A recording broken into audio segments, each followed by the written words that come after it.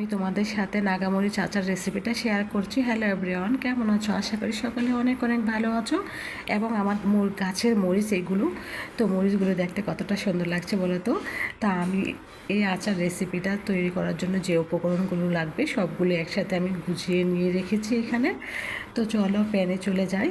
তো প্যানের মধ্যে প্যানটা নিয়ে নিয়েছিলাম কিন্তু একটু ছোট দেখে, তো জানি না প্যানটাতে হবে কি না। তেলটা দিয়ে আমি শুকনো মরিচ দিয়ে দিলাম, এটা হালকা ভাজার পর রসুন কোয়া দিয়েছি।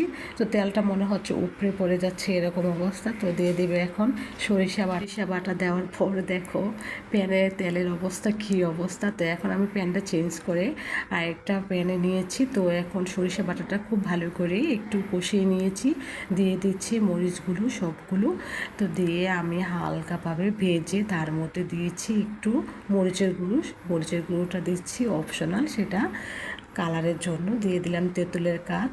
এখন দিয়ে দিচ্ছি অল্প একটু চিনি, লবণ সামান্য পরিমাণ, পাঁচফোড়ন গুঁড়ো। তো পাঁচফোড়ন গুঁড়োটা দিয়ে আমি খুব ভালো করে এগুলো ভেজে নিয়েছি। তারপর দিয়েছি সিরকা। তো সিরকা দিয়ে আমি নামিয়ে নিয়েছি। দেখো কতটা সুন্দর এবং লোভনীয় হয়েছে আমার আচার। যারা নাগামরিচের আচার পছন্দ করো, ঝাল পছন্দ করো, তারা অবশ্যই একবার আমার রেসিপিটা ট্রাই করবে। অসম্ভব স্বাদের এই